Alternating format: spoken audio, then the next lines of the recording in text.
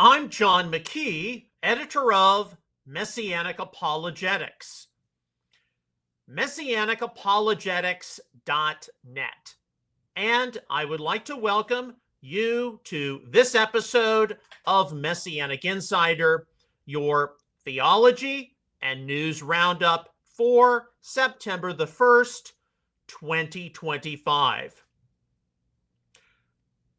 There were some notable events and reports from this past weekend, which we will be getting into further on in our news roundup. Of course, we are always reminded, number one, pray for peace, Israel, Gaza, the Middle East. Number two, pray for peace, Russia, Ukraine. And number three, be praying for some stability among people here in the United States with a lot of the things we're expecting to see talked about and reported within the next several months. And of course, we have the fall high holidays later this month. And with that, the prophetic speculation meter will go way, way up. And so we are here to definitely discuss many of those matters. All right, so before we get started on our theology roundup, I would encourage you, if you have not already, please do go to the Messianic Apologetics website, messianicapologetics.net. We do this every Monday. Here in the right-hand column, you see blog notifications. Be automatically notified by email when Messianic Apologetics is updated. Put your email address there, hit subscribe, and you will then be asked to confirm, but you can receive an automatic notification when we send out a new post, we post something new to our site, or we reintroduce something from our archives.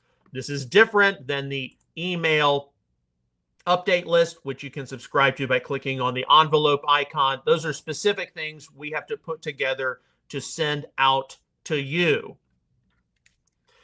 All right. Also, of course, we have the fall high holidays coming up. So if you do not have your copy, I encourage you to look into our ministry publication, The Messianic Fall Holiday Helper. You can get it at Outreach Israel Bookstore. It's also available as an ebook for Amazon Kindle.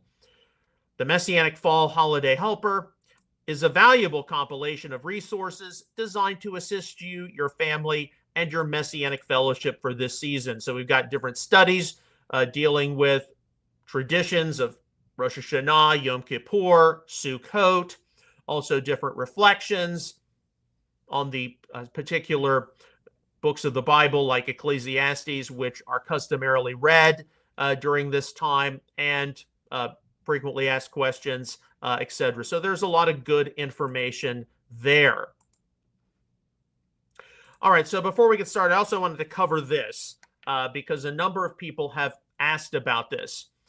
With the live streaming feature we have, whether you are accessing this via YouTube or via X, formerly Twitter, there is a feature to take comments. And over the past 4 or 5 months since we started going Messianic Insider 5 times a week, yes, we do occasionally get comments. Now, I monitor these comments.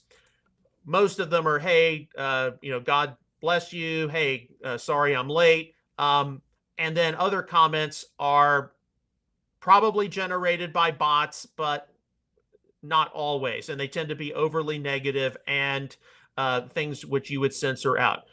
Some have asked me, well, with the comments feature, would you consider on Messianic Insider opening up a window where we could ask you some live questions? That is possible. We'll certainly be thinking about that. But if you're going to ask questions, they need to be focused. They need to be targeted. They need to be constructive because a lot of the things we get are not constructive. And the other thing is when you post a comment, whether it's on YouTube or on X, your name is going to appear when the little banner appears with your question. And some people don't want the name publicly appearing. So this feature is available, but we'll see if having a section where we can, probably after the theology roundup, before the news, where we can take some questions. We'll just continue to monitor that. But keep in mind, you post a question, and it's going to go public. Your name is going to be, or whatever your handle is on YouTube or X, it will go live. Anyway, we'll continue to monitor and look into that.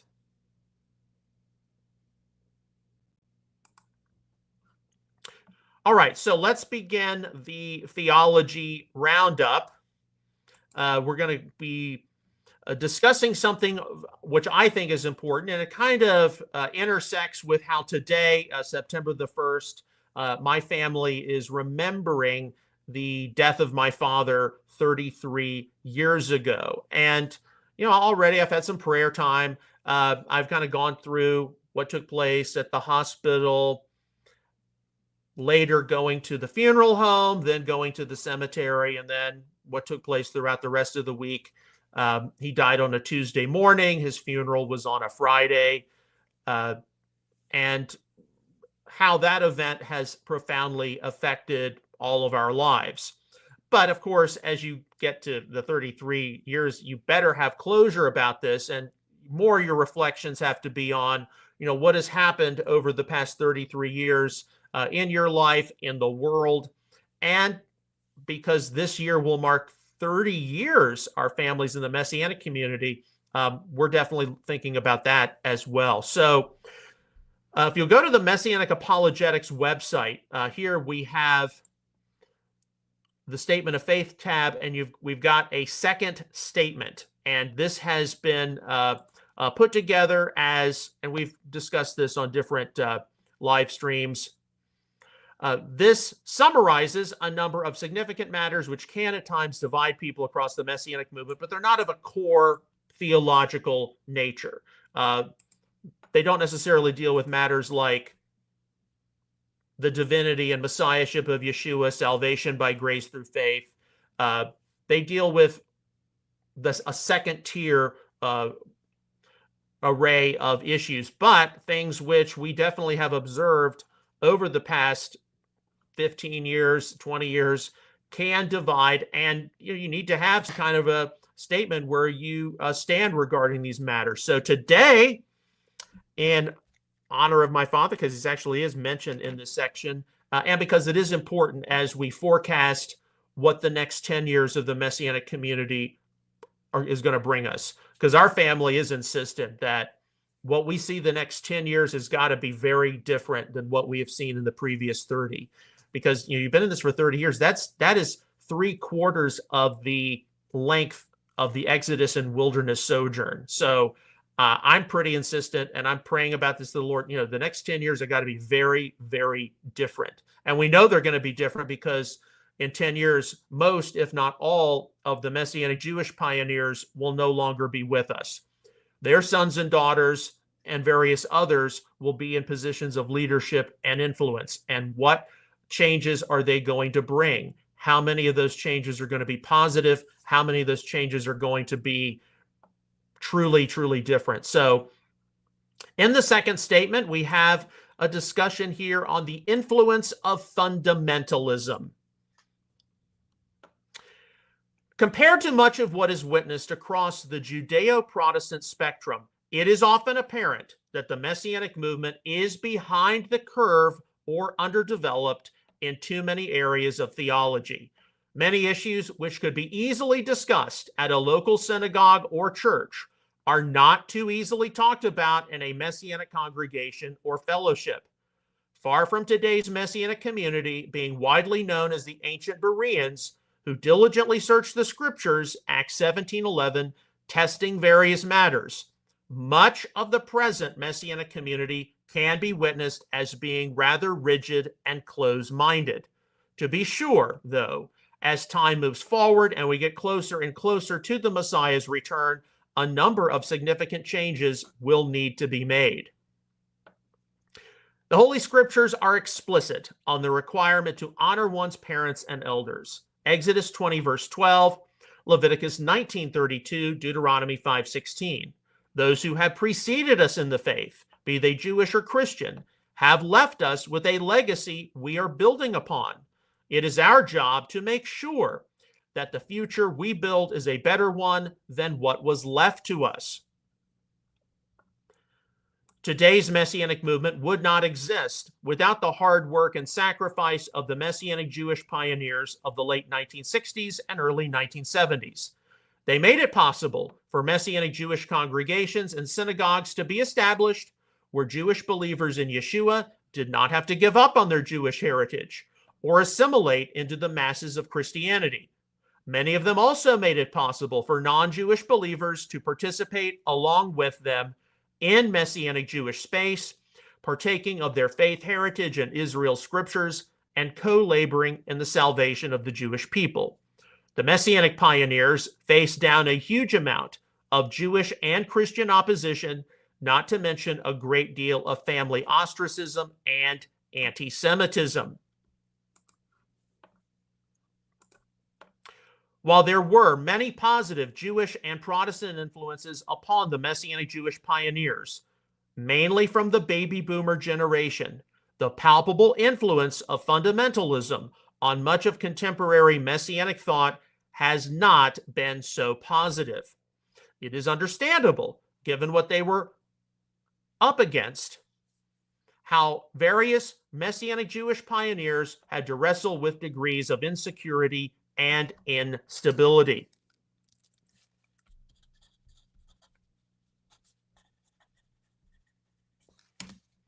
Yet, in the third decade of the 21st century, the Messianic movement, much less various sub-movement offshoots, is not in as strong a position as it should be to see important matters of modernity, post-modernity, and our ever-complicated future discussed. Because of the influence of fundamentalism on a great deal of early Messianic development, many have found themselves silenced when contemporary controversies have needed to be discussed. If it is not curtailed and halted, fundamentalism will have a very negative influence on the future development of the Messianic community. Apologetics is here to both defend the faith and sort through uncomfortable and inconvenient matters, resolving them where at all possible. Apologetics is here to be a stabilizing force, but not necessarily maintain the status quo.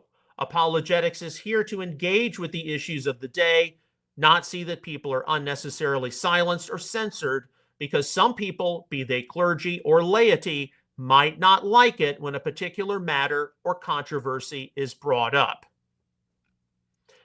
We will be here, as respectful as we can be, to address and not avoid the contemporary controversies and issues which many of those who preceded us in the Messianic movement were unable to easily talk about. Now listen to this. The standard Outreach Israel Ministries and Messianic Apologetics holds itself to is that of the late K. Kimball McKee's Sunday school class at Christ United Methodist Church of Florence, Kentucky, held between 1987 to 1992. Any topic or matter which could have been mentioned, discussed, or debated in his class should surely now be able to be mentioned, discussed, or debated in the Messianic movement of the mid-2020s. All right, so do the math on that for a moment. You know, my father had his Sunday school class 1987 to 1992, so that goes back 38 to 33 years. You know, any issue which could have been discussed in his Sunday school class, surely we can discuss it in today's Messianic movement. But I'll tell you, there are a lot of people out there in the Messianic world of ideas.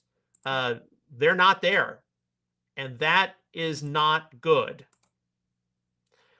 So, yes, as we enter into this uncertain and unknown future, and I do a lot of praying throughout the week, especially like Saturday afternoon. I come back from my Messianic congregation, I take a nap, and Sunday afternoon too.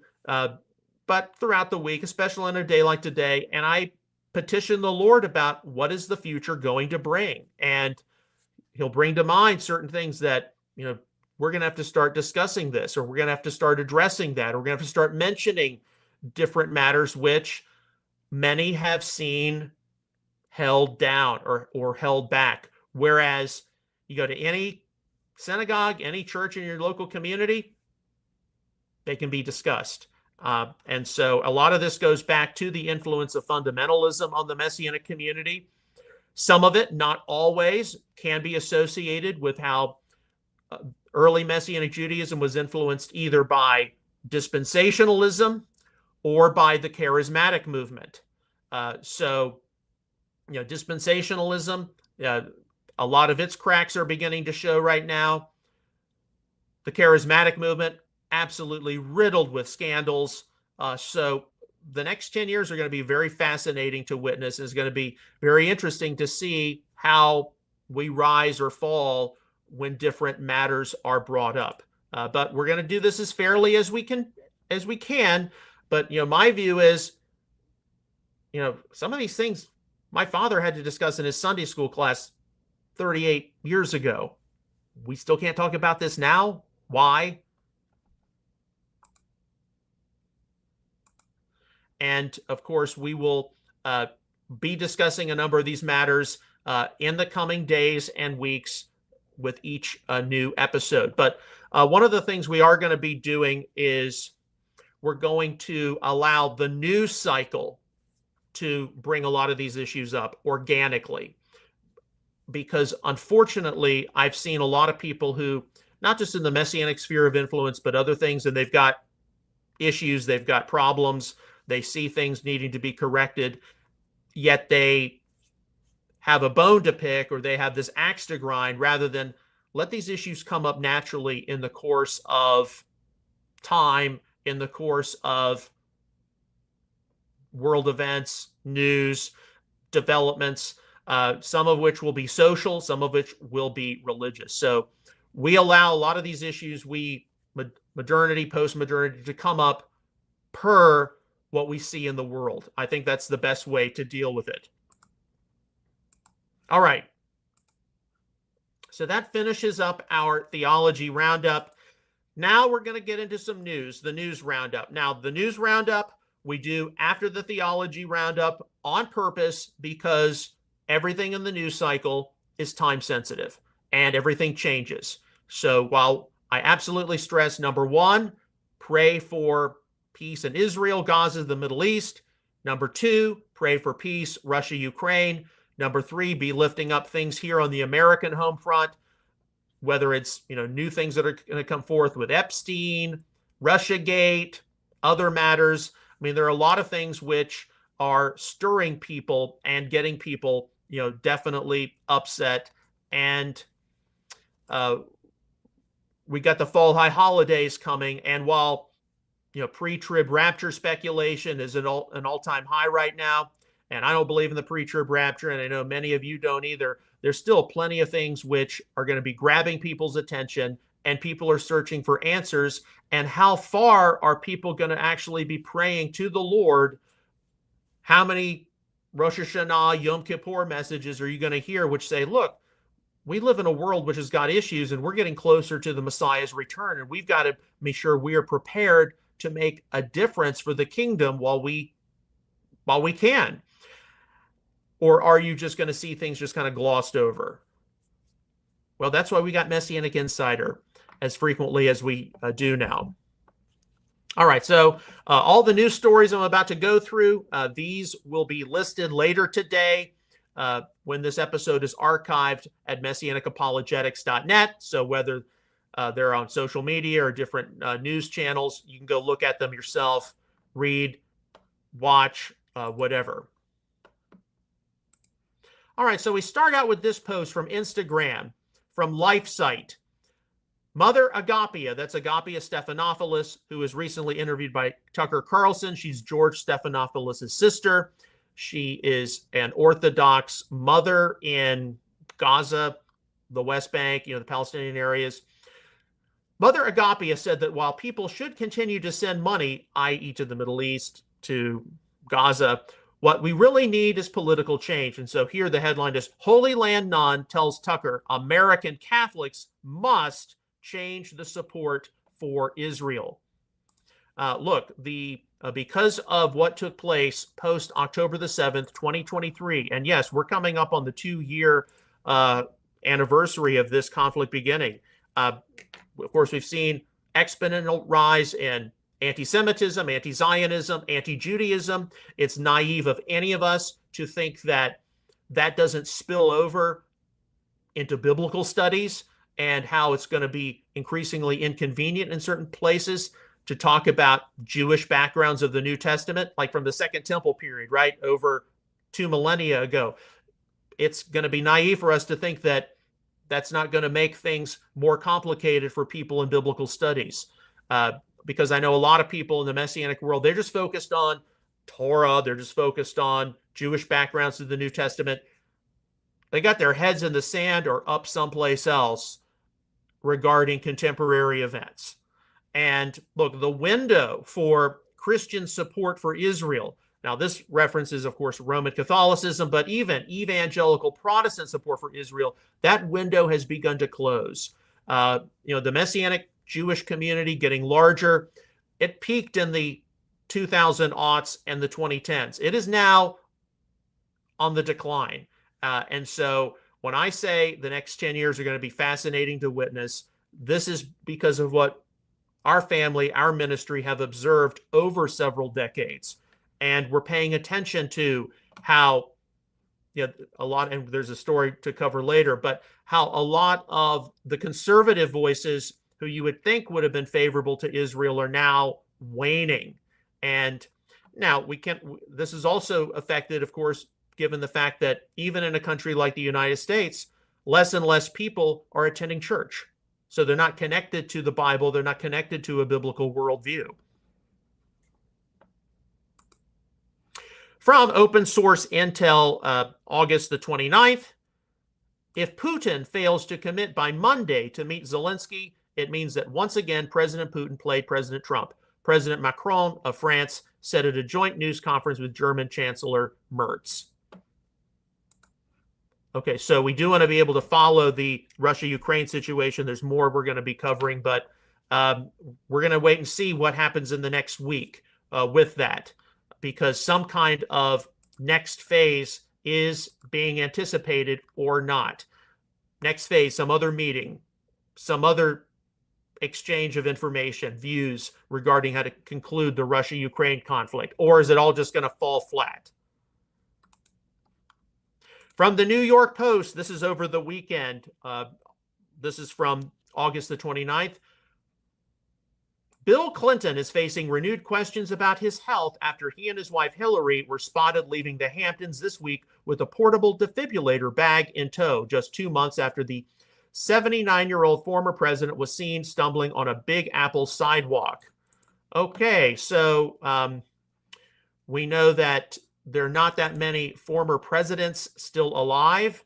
We've got, here in the United States, we've got Bill Clinton, George W. Bush, Barack Obama, Joe Biden, and of course, we're in the presidency of Donald Trump.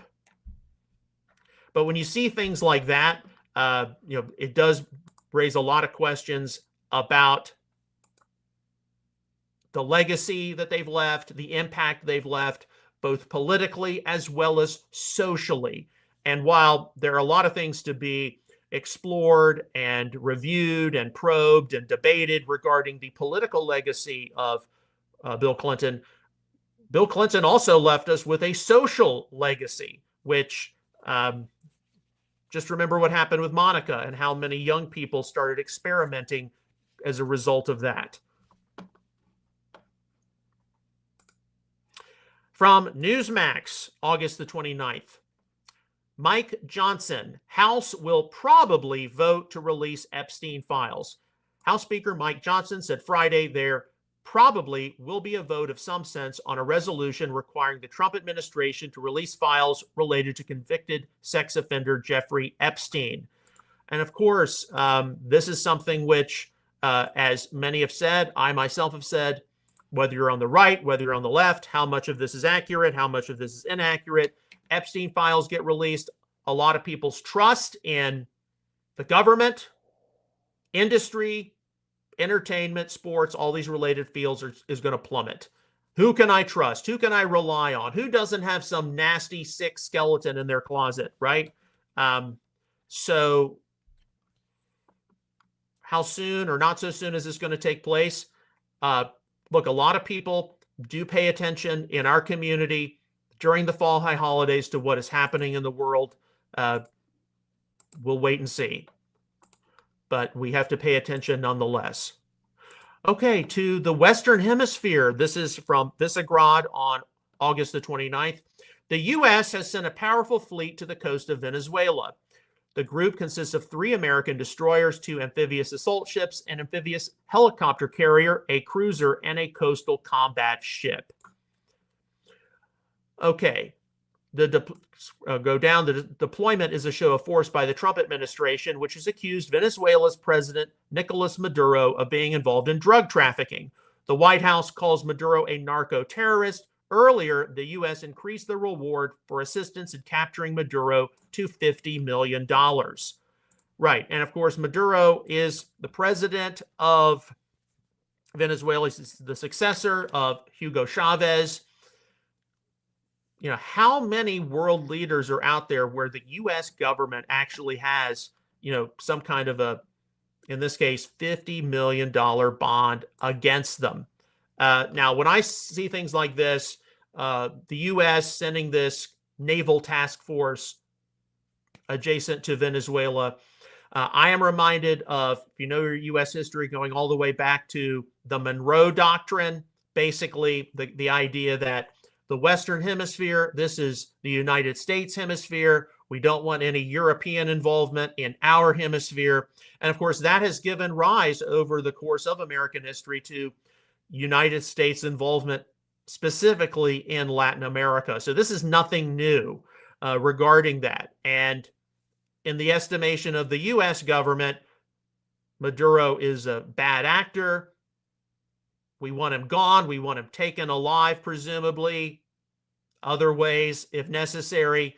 And this is an interesting type of regime change, which the U.S. government has sought. So we'll just wait and see what happens. Of course, we know that the Venezuelan government, it has associations at times with the usual actors: Russia, China, Iran, North Korea, that kind of thing. Are their presumed friends going to come and help them or not? Okay, speaking of that, to the Russia-Ukraine front from Visegrad 24, August the 29th. Russia does not have enough strength to capture all of Ukraine, and Ukraine does not have enough strength to reclaim all occupied territories, said Zelensky. According to the president of Ukraine, the diplomatic path is the only option today and the fastest way to end the war. Okay, but that means that some agreement is going to have to be put together that a lot of people are not going to like. To the U.S. home front, before I get into this, I normally don't comment on economic matters unless they're huge and politically shaping. We try to stay up with, big headlines which affect directly or more likely indirectly what I discern, many others discern to be connected to the end time scenario. But the whole issue of tariffs, the Trump tariffs, does affect the geopolitical spectrum. So here from Breitbart, August the 29th, court finds Trump's tariffs and illegal use of emergency power, but leaves them in place for now. And of course, there are a lot of questions, especially with the recent summit in China, which we'll be getting into in a moment, that some of Trump's tariffs, particularly against countries like China and India and some others, are affecting the geopolitical balance. Okay, some of you all heard of a recent assassination, death in Ukraine. This is from Visegrad 24. In the Kremlin, Andrei Parubi, I probably mispronounced that, was considered an ideological enemy. According to him, Putin has one goal: to take full control of Moldova, Belarus, and Georgia, but I dare say that above all, he wants to take control of Ukraine. He has a manic idea to restore the geopolitical power of the Kremlin that existed during the Soviet Union. But they understand that without Ukraine, the empire has no chance. That's why for him, the key issue is the defeat of Ukraine and control over this country. And then continuing, also Visegrad 24, speaking about his death. The crime was unfortunately carefully prepared, but everything is being done to solve it, Zelensky said about the murder of Parubi. The president of Ukraine reported that the Minister of Internal Affairs and the Prosecutor General regularly brief him. The Security Service of Ukraine has also been involved in the investigation. So look, there are a lot of questions involving the Russia-Ukraine situation. Yes, you know, our job as believers is to pray for peace, to pray that the killing stops. But this kind of a thing, this is just going to see this conflict prolonged and just continue with more likely to pay the price with their lives. Now, there are, of course, a lot of questions about Vladimir Putin. What is this conflict based in? Why did it start? Putin, of course, common knowledge. He was former KGB. How does that affect his worldview and what he intends the Russian Federation to be or to become? You know, I don't consider Putin to be a trustworthy person at all. I believe that, you know, after the summit in Alaska and him continuing to attack civilians in Ukraine, exposed his hand. But yeah, this is, you know, Putin is an issue, and we will, of course, wait and see how this develops or not. But the Europeans, of course, are insistent that we're not going to see a Soviet Union 2.0 emerge.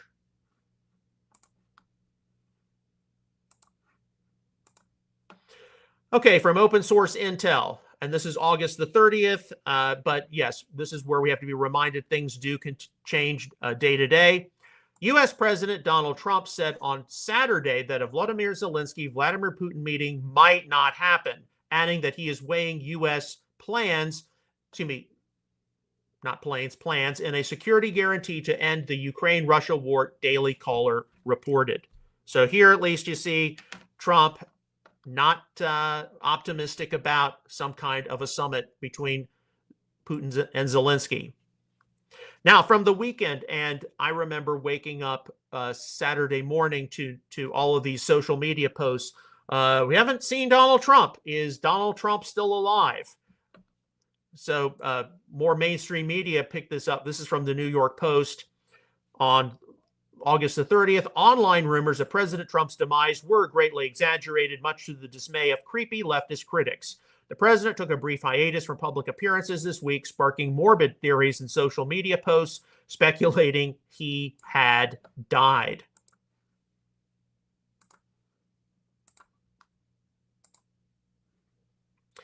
Yeah, here's another story along with that from Breitbart. Trump is dead, trends online as leftists fantasize about president's demise.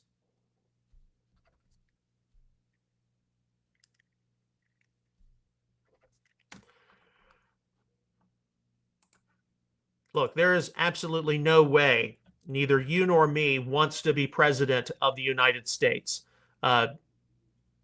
Probably about the only thing worse than that would be a member of a royal family where you literally live in a fishbowl. You have no privacy. Everybody pays attention to what you do. So for the president to just kind of go away for a few days, you know, if you were in the job, you'd want to go away for a few days as well. But it is true. You know, President Trump is 79. None of us could live on the amount of Diet Coke and fast food that he eats. I guess your body just gets acclimated to that, just like people who smoke their whole lives and then their doctor says, hey, it's better for you to just continue on smoking until you die than stop smoking. But yeah, that doesn't stop the online rumor mill.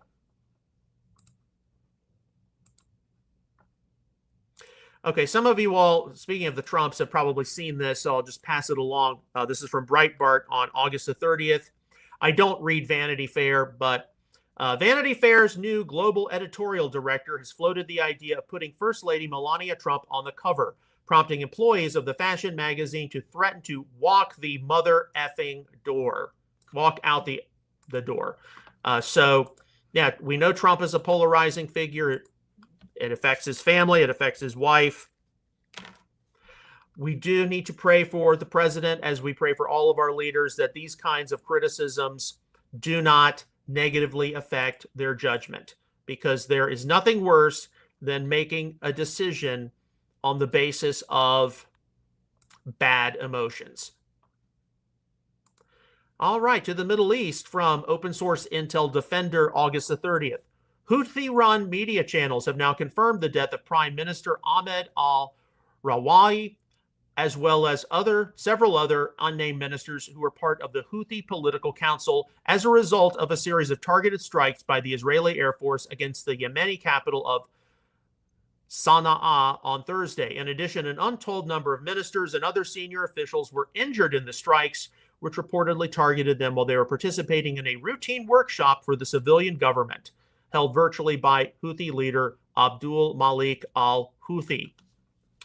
Okay, so, of course, a lot of attention is focused on Israel and Gaza, and then whether we're going to see round 2 with Iran or not, we don't know. But the situation with Yemen is a live wire issue, and it appears that some very high-level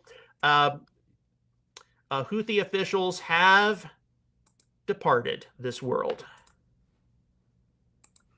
Okay, to Russia, Ukraine again, August the 30th, from Newsmax. Trump, Putin, Zelensky may fight for a little bit longer. President Donald Trump said that he doubts Russian President Vladimir Putin and Ukrainian President Vladimir Zelensky will meet anytime soon, and that the two nations may have to fight a little longer. That is beyond sad. That is a travesty. All of us from the very beginning of this conflict, why is Russia fighting Ukraine? It appears to be an act of imperial aggression. And, what does Russia actually want? And how can we stop the killing? I know that's where the president stands. Russia is the world's #1 nuclear power. So we got to be realistic about that.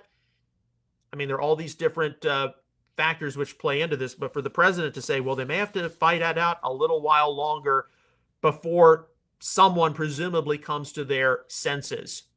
And I know that, there's a lot of talk and a lot of speculation, especially when you look at Soviet history and how a lot of the Soviet leaders were paranoid about what would happen to them, what would not happen to them. Does that carry over into the mindset of Vladimir Putin or not?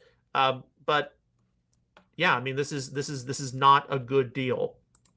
Okay, so here's something which came across my Instagram feed over the weekend from the Jerusalem Post. Opinion: conservative media figures can't have it both ways on Israel criticism.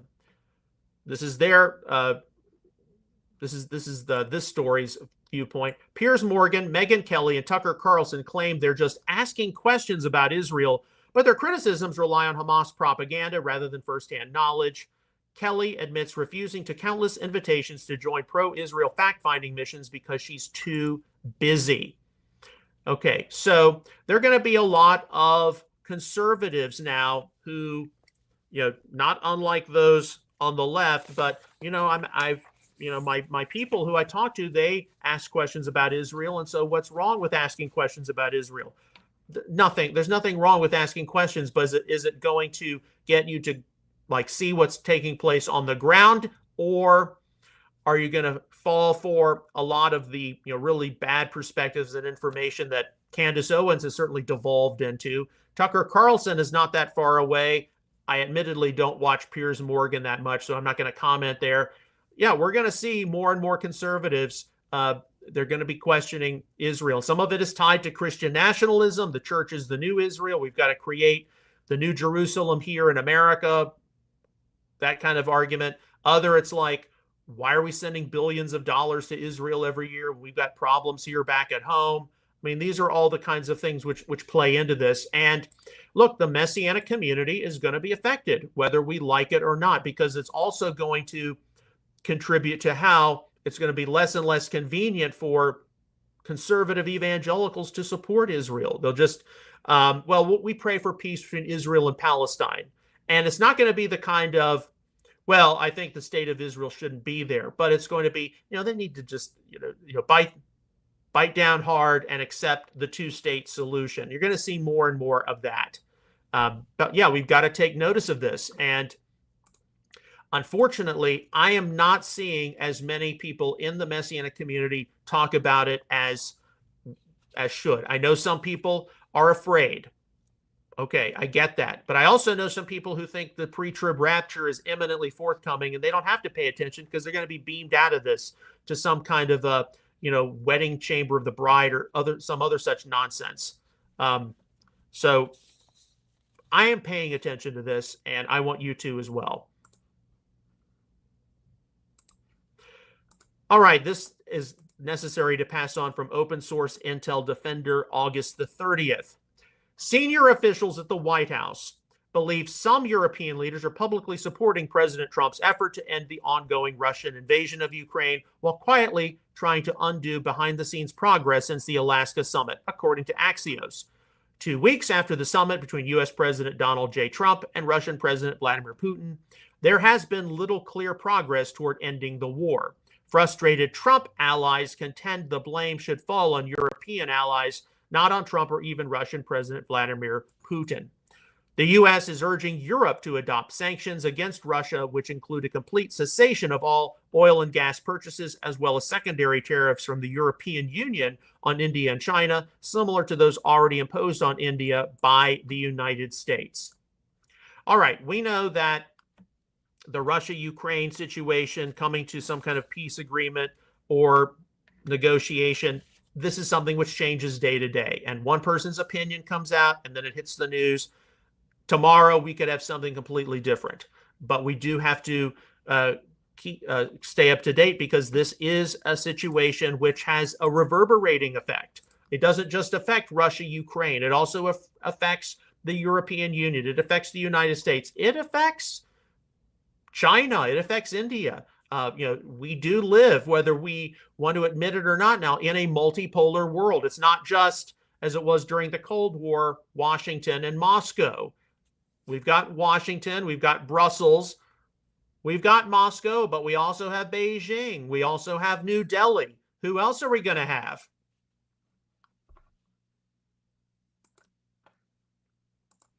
Okay, we discussed this on Friday. We got a number of things about this from Visegrad 24, August the 31st. Greta Thunberg is speaking in Barcelona before sailing off for Gaza on a new freedom flotilla. She talks about a global revolution, or is it a global intifada? That's their opinion. But we know that a new flotilla going from Barcelona to Gaza was supposed to launch today. And we got more to say on that.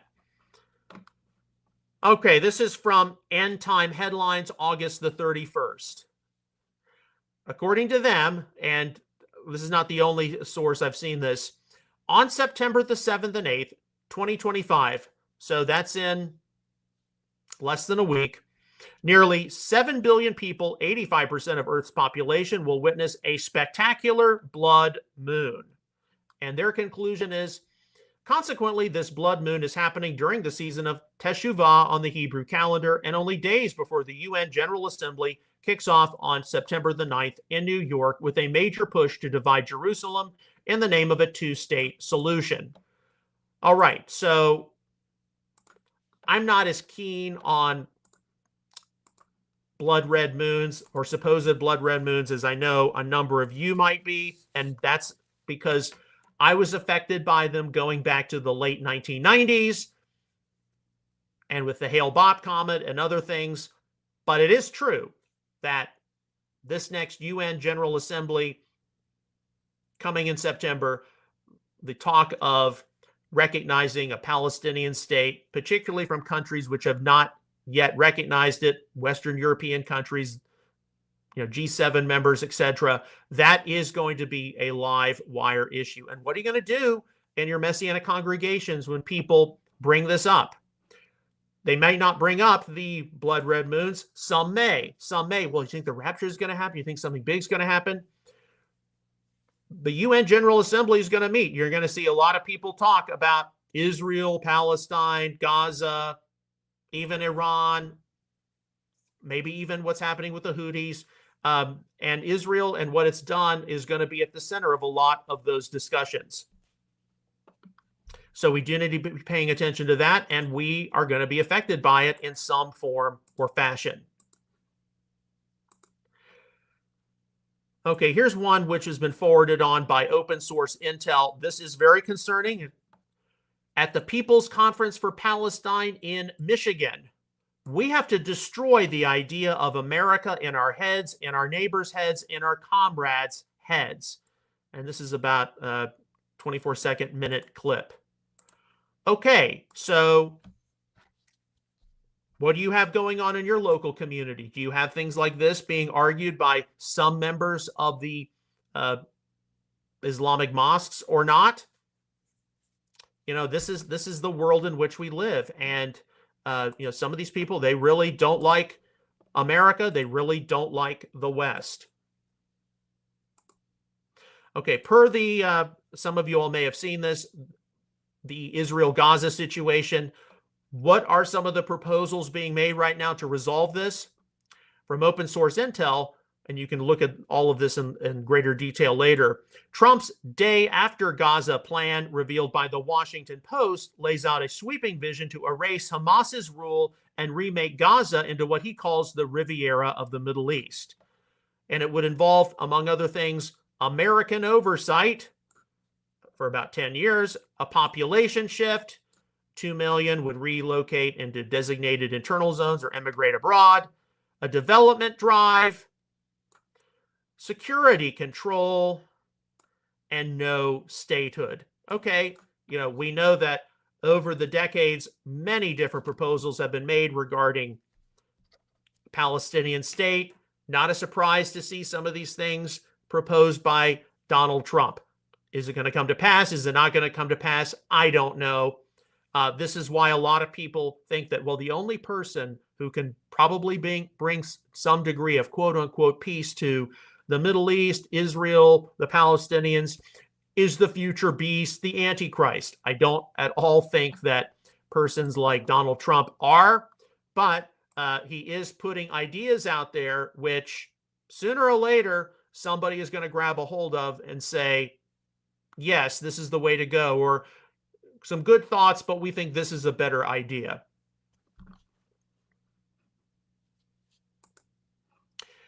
All right, speaking of the Middle East, from the New York Post yesterday, the 31st of August, Islamic Republic close to collapse in Iran, civil war possible after U.S.-Israeli decimation of nuclear capabilities, experts. The winds of change could soon blow on Iran, according to a new report. The Islamic Republic is facing collapse, indicates the report issued by UK-based Henry Jackson Society this week, as the UN accuses Tehran of executing nearly 900 people already this year as a tool of intimidation. Okay, I know that all of us, especially since what's now being called the 12-day war started, we've been praying that the Islamic Republic of Iran collapses, that you see the people of Iran who suffer the most, that they're able to see legitimate regime change, whether that involves the return of the exiled Shah or not. We know that Persian culture considers itself to be very different from Arab culture. I mean, these are the different factors. We don't know what's going to happen, but it would not surprise me if we're going to hear more stories like this, that there really is some kind of an underground revolution against the current regime brewing, and it's just a matter of time before it closes up shop. Okay, I had to pass this along because this is my generation, and it's from the Instagram channel Intels. But whenever I see something like this, American millennials are facing a troubling rise in premature deaths, with new research showing mortality rates among 25 to 44-year-olds are significantly higher than expected. Factors such as substance abuse, mental health struggles, and socioeconomic stressors are fueling this alarming trend. Now, what are the major things which millennials have been affected by? Well, the three major things my generation has been affected by, and I'm definitely in that bracket. I will be 45 in December, but we're affected by, number one, the 9/11 attacks. Number two, we're affected by the Iraq War. And then number three, we're affected by the 2008 financial crisis. There are other things which we're also affected by, but yeah, this has, among other things, given rise to a huge amount of depression, substance abuse, reliance on pharmaceuticals. And yeah, I know a lot of people who, they constantly are tense and anxious all the time because their lives are not the way that their parents' lives were, who had it a lot easier. These are people who carry with them a lot of student loan debt, a lot of debt. Of course, it affects their marriages, their relationships. Many have not married because of economic stressors. And this does, of course, trickle down to faith communities. How many rabbis, how many pastors, how many Messianic rabbis and Messianic leaders, really take this into consideration that, millennials, they didn't have the same life, many of them, as their baby boomer parents. My experience has been, I'm on my own. I have to deal with these issues, these kinds of stresses myself. That's been my experience. Others have fortunately had a different experience where they've had a pastor, they've had a spiritual leader, mentor who's like, yeah, we had a lot easier during our period than the 1950s and 1960s, but here, you had to go to war, an unjust war in Iraq. You had Afghanistan, you had other conflicts which took place, then you had a financial crisis, and you were told that you needed to go to college. You took on all this student loan debt. You thought, hey, you'll be paid off in no time, and you're still carrying it with you. And one thing after another. And also to that, the millennials have had to deal with the social changes enacted by both George W. Bush administration and then later what was brought in by Barack Obama and his administration. So please do keep this in mind. Millennials, and mind you, we don't live in a fair world. Life is hard. Life is not easy. I'm someone, you have to take responsibility for your own actions, but we also have to look at the narrative of events and what people have been affected by. It's not all, it's not all a dream. Sometimes it can be a nightmare. All right, from Newsmax on August the 31st. Trump warns Pritzker, that's the governor of Illinois, fix Chicago fast or we're coming. President Donald Trump issued another warning to Illinois Democrat Governor J.B. Pritzker, fix the violent crime fast or we're coming with federal forces. So many people looking at what Donald Trump has done with bringing in federal forces to the District of Columbia. He's becoming a dictator, oh my, and he's going to be looking at places like Chicago, New York, elsewhere. What's going to happen? All right, this is from August the 31st, yesterday, from Open Source Intel. Israel's National Security Minister Itamar Ben-Gvir is pushing a hardline response to the Global Summit Flotilla, the largest Gaza-bound flotilla to date, with ships launching from Barcelona, Sicily, Greece, and Tunisia, carrying activists from 44 countries, including Greta Thunberg. Okay, so looking down on this, you see a little video, 18 seconds. Ben-Gvir says the goal is clear, to deliver a decisive deterrent. He blasted Israel's previous soft handling of flotillas this week and vowed that this time the state must show strength to prevent future attempts, because he is calling for detaining activists under harsh terrorist-level conditions and at a number of possible prisons, stripped of amenities such as TV or radio. What's going to happen with this? What's not going to happen with this? You have to recognize that every action now, because we're approaching almost 2 years since the conflict, Israel-Gaza, October the 7th, it's going to be carefully scrutinized by the world. And many people in the world who first were like, yes, Israel has every right to defend itself, go in and get the hostages. Now their patience has worn out. Why can't we just resolve this and move on?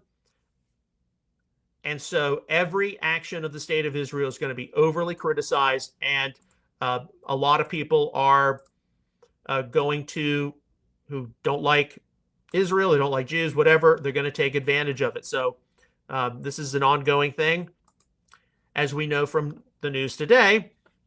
Okay, now this is from Open Source Intel Defender, August the 31st.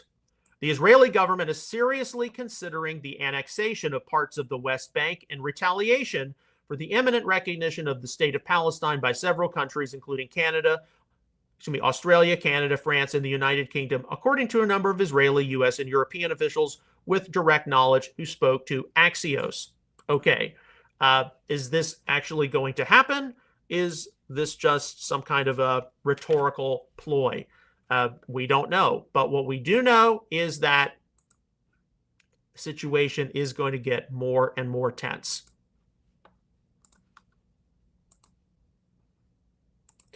Okay, here's a story from the weekend, August the 31st. Former New York City Mayor Rudy Giuliani was seriously injured in a freak car accident in New Hampshire on Saturday night. A representative said Giuliani, 81, was hospitalized with fractured vertebrae and multiple cuts and bruises. Okay, and the headline here is Rudy Giuliani seriously injured in New Hampshire car wreck after helping domestic violence victim, spokesman. Okay, and we do, of course, pray for Mayor Giuliani's full and complete recovery. Okay, let's move over to some religious news. This came across my X feed from the channel Presby Pilgrim. Okay, here's an interesting thing he passed along. 71% of U.S. Catholics believe Jesus was a created being. Okay. Now, we know that, of course, these kinds of polls, they're all subjective. They can all change, whether it's a religious poll, political poll.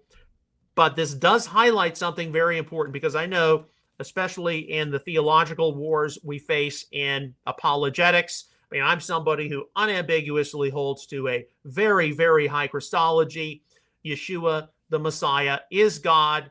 He's integrated into the divine identity as Yod-Heh-Vav-Heh, and any deviation from that should be considered theological heresy. That doesn't mean we don't have ongoing questions and ongoing consideration for different matters as they present themselves. But look, this whole idea that Yeshua is not God, it's not limited to sectors of the fringe of Hebrew roots or the fringe of the Messianic Jewish movement. There are plenty of people in Christianity today, Roman Catholic, Protestant, otherwise. Number one, their purpose is to go to church and to keep the seat warm. And number two, they believe that at best, Jesus was some kind of an important teacher and a reformer or something, but not God. I mean, come on. So I know that some people haven't been presented with that thought, perhaps as much as they should, but yeah, there are plenty of people in the world at large, the religious world, who do not believe that Yeshua is God.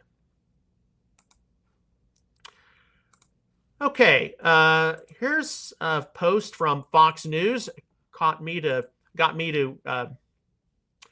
go down memory lane a little bit. So this is from August the 31st. So this was from yesterday. On this day, 28 years ago, Princess Diana was killed in a car crash in Paris. The news of her passing shocked the world, as the British royal was widely beloved for her charm, fashion, and charity work. And of course, from that, all kinds of theories hit, conspiracy theories. Who was responsible? Was it really a car crash? All that We're not here to explore a lot of that, much of which is misinformation. But what we do know is that did signal a watershed event in how the British monarchy interacted with, first of all, the British public, and then with the public at large. Some of you all may have seen the film The Queen, and how the British public reacted when the monarchy didn't do this or did do that, or they did it too late. And the death of Princess Diana was a major wake-up call for the British monarchy to be relevant to the people at large, otherwise face extinction. And this probably will not be the only such event in the history of the British monarchy, because later, 5 years later, when the Queen Mother, Queen Elizabeth, passed away, the way that was handled was very, very different than the death of Diana. And then the way the death of Queen Elizabeth II a few years ago was handled, that was handled very differently too, because the public was emotionally affected by this. So of course, we know that there are a lot of questions which circulate prophetically about different European royals, the House of Windsor being only some of them. We don't know. But what we do know is that they have been a major institution which has affected the world politically and socially, no different than the way the Vatican and different popes have. And we're affected by it even here in the United States, with our 250th anniversary of independence coming next year. We're still affected by it.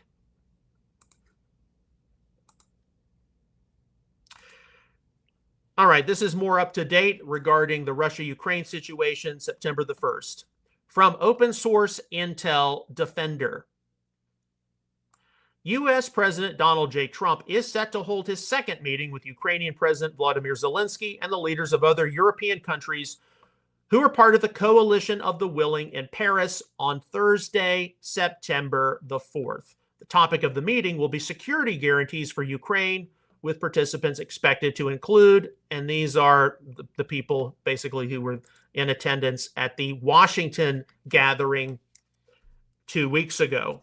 So, of course, we've already noted some news where it doesn't seem very likely there's going to be a meeting between Putin and Zelensky. But here we have another possible meeting coming up on Thursday in Paris.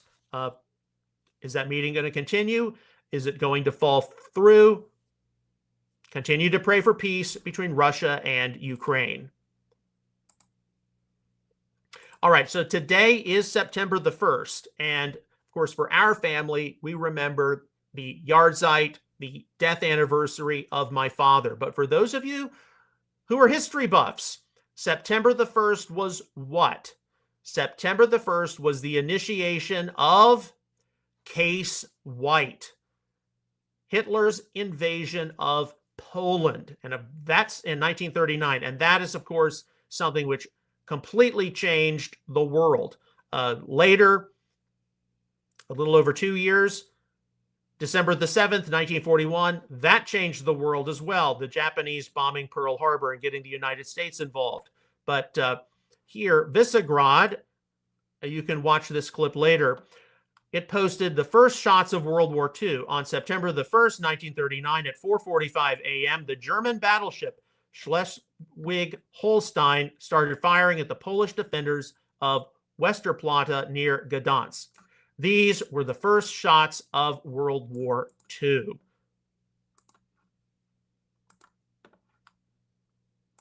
And did they even realize how that conflict would end, not only in Europe, but also in the Pacific, with the two atomic bombs the U.S. Dropped on Japan? Probably not. Okay, some of you all are aware that there was a huge summit held in China over the weekend. We also know another big event's coming up in China reported by here, Visegrad 24, Xi Jinping will hold a military parade in Beijing alongside Putin, Kim Jong-un, and Iranian leaders to strengthen the alliance against the West and assert China's claim to a new global role. The Financial Times reports.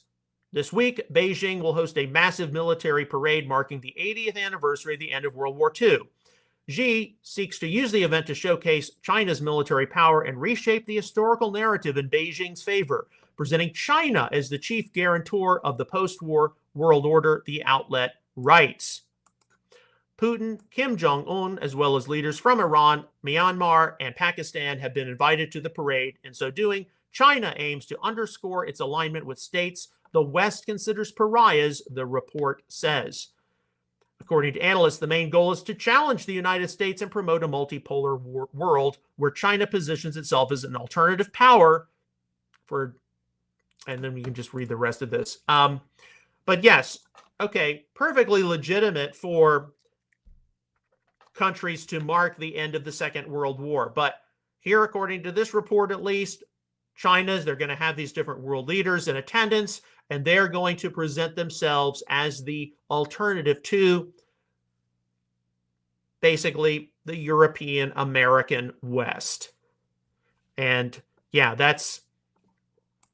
and yes, there are a lot of connections people make between China and the 100 million man army in the book of Revelation. Whether that actually ends up being the case or not, we don't know at present. But what we do know is that we do live in a multipolar world. Now, per what just took place over the weekend in China, Visegrad 24 reports, this is from today, September the 1st, Xi Jinping pushes global governance initiative at SCO summit. At the Shanghai Cooperation Organization Summit, Xi Jinping proposed a global governance initiative aimed at building a fairer and more equal international order and fostering a community with a shared future for mankind. Both Vladimir Putin and Narendra Modi voiced their support for the plan. And indeed, one of the questions which I know people are asking, particularly as it involves the participation of Prime Minister Modi of India with this, what role did the Trump tariffs have to do with this? I know that, look, all of these countries have their own agendas, whether it's Russia, China, India.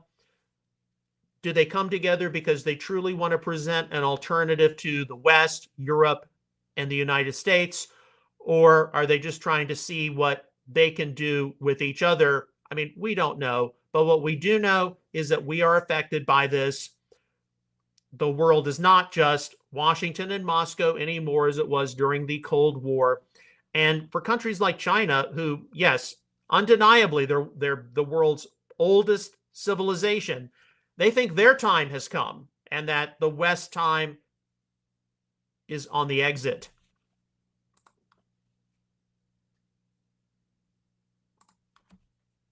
Okay, 3 more stories from Visegrad 24. Speaking of Russia, Putin told SCO leaders that Russia attacked Ukraine because of the West attempts to pull Kiev into NATO.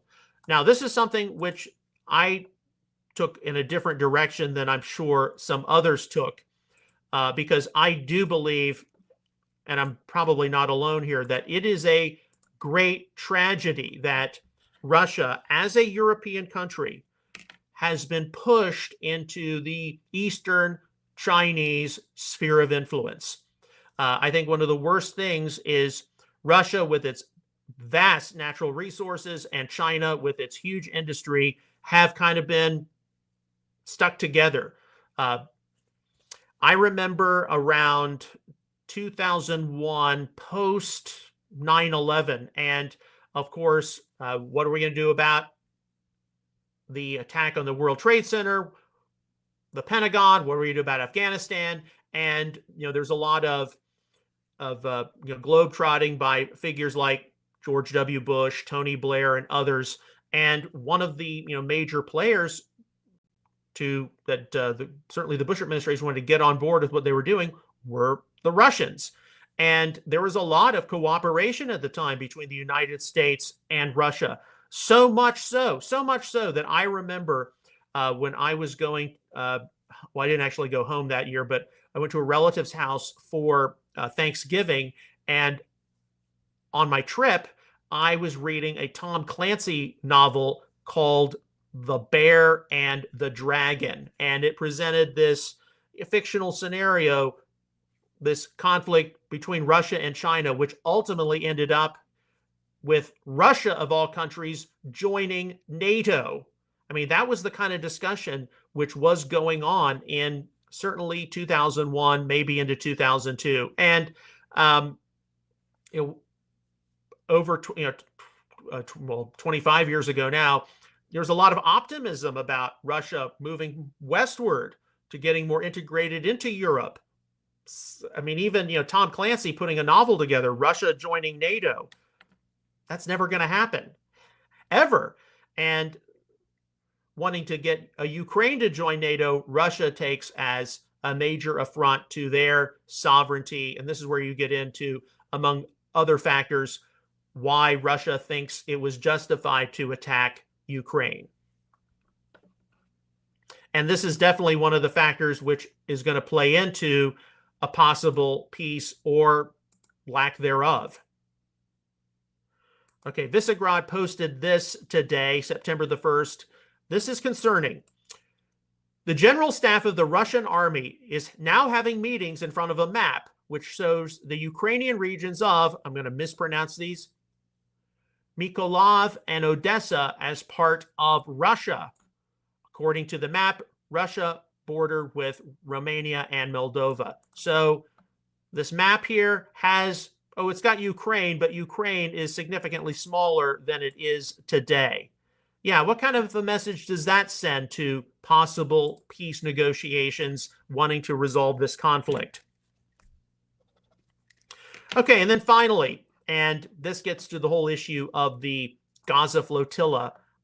From Breitbart, September the 1st, Greta Thunberg Gaza flotilla forced to return to port amid poor weather hours after setting off.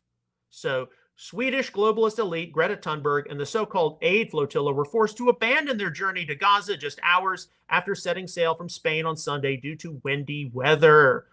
Yes. Is that the Lord trying to communicate to not amused by this? Is it just going to be a short delay? We'll wait and we'll see. But of course, I consider it quite ironic. The biggest flotilla was going to go to Gaza and they had to turn back because of lousy weather. Or is it because of rickety vessels? I don't know. But I don't think, in all honesty, we have heard the last of the Gaza flotilla. All right, so that finishes up our news roundup. As you doubtlessly are aware, the news changes from day to day, even just from what we've covered this weekend. Later this week, we're going to see if there really is going to be a summit in Paris with the different figures who met 2 weeks ago at the White House. We continue to, of course, number one, pray for peace, Israel, Gaza, and the Middle East. Number two, Russia, Ukraine. And number three, whatever situations are going to be brewing here on the American home front over the next several weeks to several months, with the fall high holidays impending.